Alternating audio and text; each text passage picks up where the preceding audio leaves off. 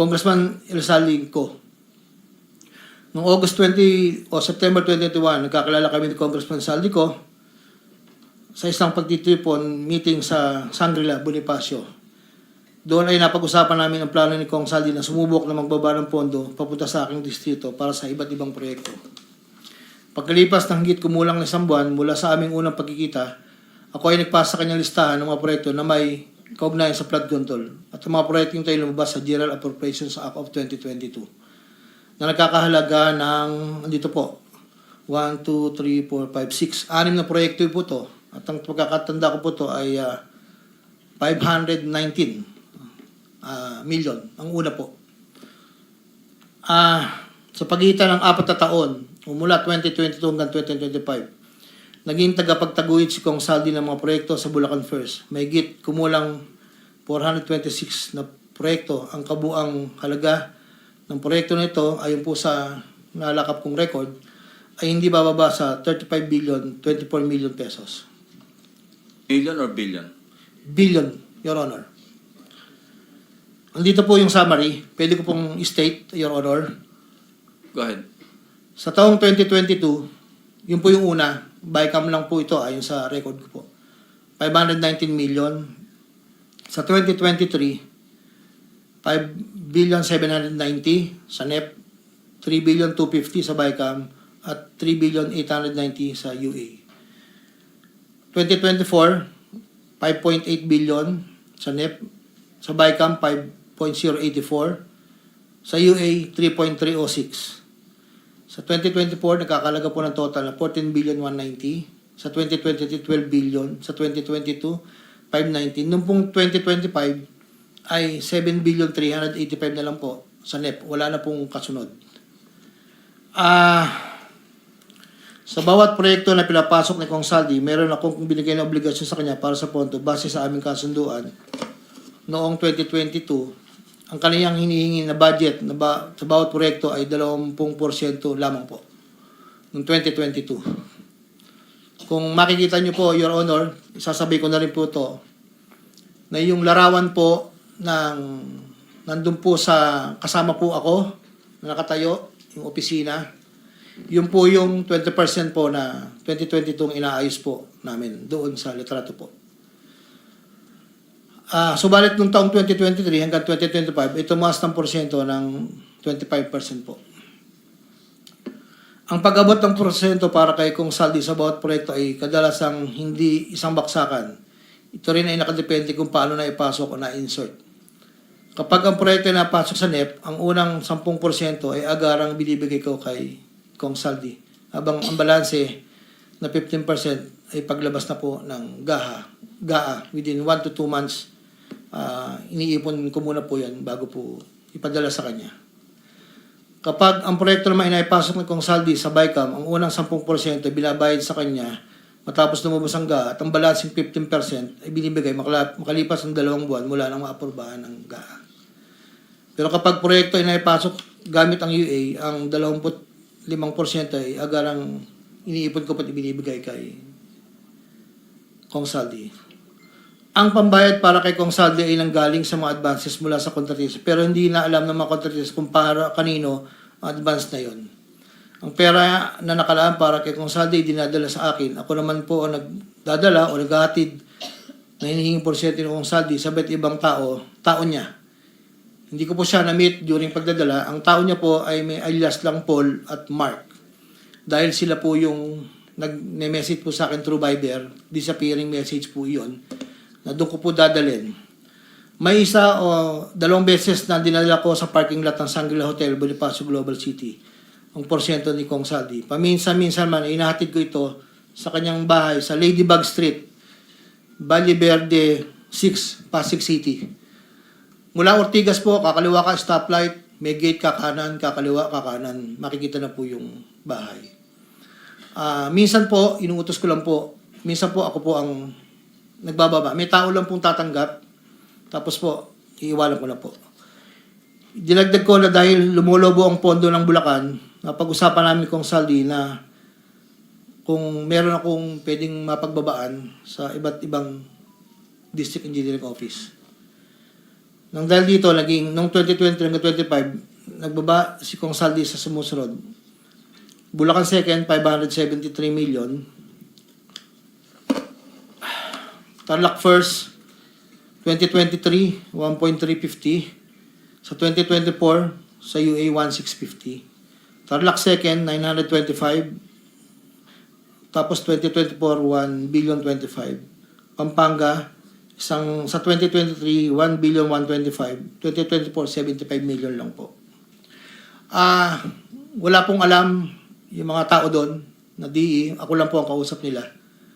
Hindi po alam nila yun ay kay Kong Saldi. Dahil ako lang po, hindi ko po pwedeng sabihin kung saan nanggagaling.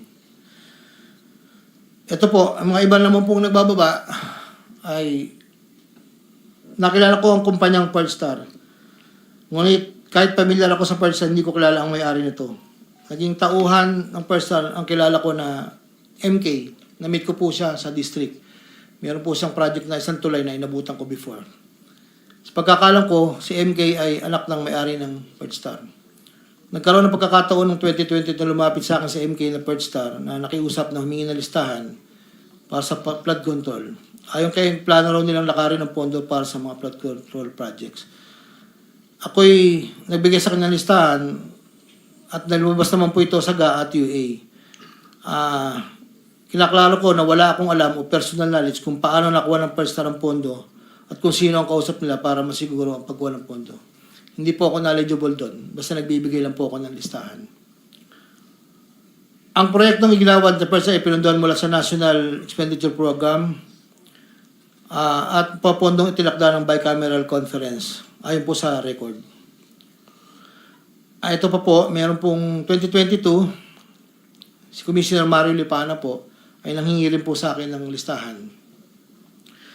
Taong 2023, nakapagbaba po siya sa UA ng 500 million. 2024, 400 million. 2025, 500 million. Wala akong personal knowledge kung paano nila nakuha ang pondo at kung sino kausap nila. Ang listahan ng mga proyektong naipasok ni Comlipana ay nakalakip sa sinumpang salaysay sa annex po. Nakilala kami ni Congressman Saldico. Simula nun sa simula mo na, yung sa simula, nung gist ng inyong salaysay, Yes, wag po. na yung opening. Wala ko nakilala si Undersecretary Roberto Bernardo. Kasama kami sa Laguna. Na-promote siya ng nag-promote siya hanggang undersecretary. Si Yusek Bernardo ang tumulong sa akin para may talaga ako bilang district engineer sa Bulacan First DO noong 2019, panahon ng secretary ng DPWH si Secretary Mark Villar. Nung panahon na yun, ang tanda ko po, Undersecretary for Operations sa Visayas, si Yusek Bernardo. Taong 2022, na magsimulang magbaba ng pondo sa aking DO, si Yusek Bernardo. Ang kasunduan ay 25% para sa proponent. Ang proyekto ayon kay Yusek Bernardo, ang kabuuan ng mga proyektong naibaba ni Yusek Bernardo sa aking DO ay nagkakahalaga ng 350 million na sumusunod. Nandito po. Noong 2023, ang kabuuan ng mga proyekto na ibaba ni Yusek Bernardo sa aking DO ay halagang 710 million. Mula sa halagang ito, 450 million ang pumasok sa NEP, 260 naman po ang sa GAA. Ang para sa proponent, 25% po at may advance ito na 5 to 15 na kalimitang hinihingi ni Yusek Bernardo kapag ganap na ang NEP base sa pagdinig sa Camera del Representante. Samantala, ang pondong na BICAM ay may advance payment na 5 to 10 na kalimitang hinihingi matapos ang deliberation ng BICAM at ang balansa ay babayaran pagbuo paglabas ng GAA. Ang detalye ng mga proyekto ay nandito po. Noong taong 2024, may kabuuang pondo na 3.3 billion, 150 sa NEP, 300 million sa GAA, 2.85 sa UA. Nung naipababa ni Yusek Bernardo sa aking DO, muling nagpatuloy ang 25% na bayad sa proponent ng mga proyekting to na binibigay kay Yusek Bernardo. Tulad ng 2023, ang usapan ay mayroon ding advance payment, depende na lamang kung ito NEP o GAA. Kaya limitang inutusan ko ang aking driver na dalhin ang proponent kay Yusek Bernardo, minsan po sa parking ng Diamond Hotel. Ang detalye ng NEP 2024 ay may andito po nakasulat po.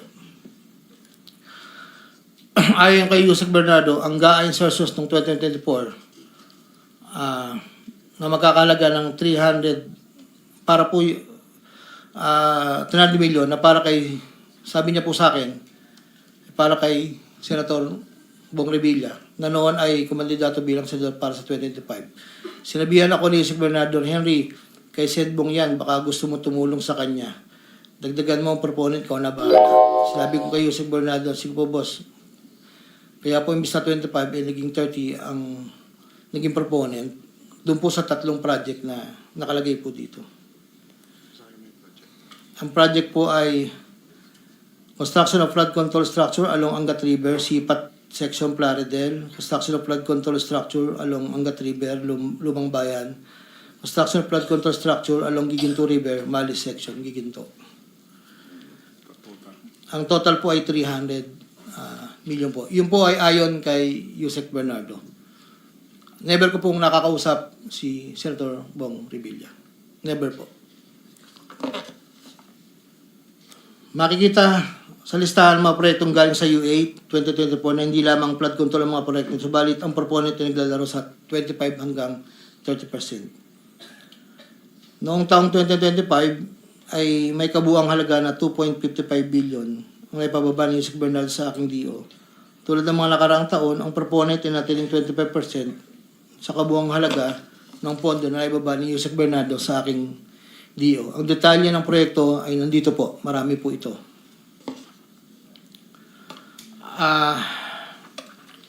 Taong 2022, yun nga po, nabanggit ko kanina, humiling si Senator Joel Villanueva ng proyektong multipurpose building, ikakalaga ng 1.5B. Sa halagang 1.5B ay 600 million lamang ang napagbigyan na pondo para sa multipurpose building. Hindi ito napagbigyan, kaya napilitan kaming gumawa ng paraan ni Yusek Bernardo.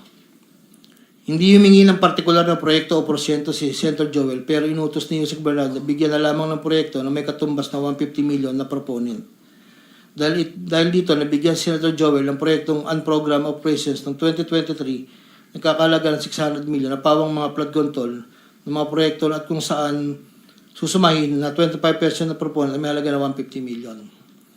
Hindi alam ni Senator Joel na flood control ang mga proyektong nailan sa kanya dahil ang aking pagkakalam ay ayaw po ni Senator Joel ang project na flood control. Ang halagang 150 million dila ko sa rest house sa Barangay Igulot, Bukay, Bulacan na iniiwan ko po sa tao niya na ang nagangalan lang pong Peng. Sinabi ko kay Peng na pakibigay na lang kay boss, tulong lamang yan para sa future na plano niya.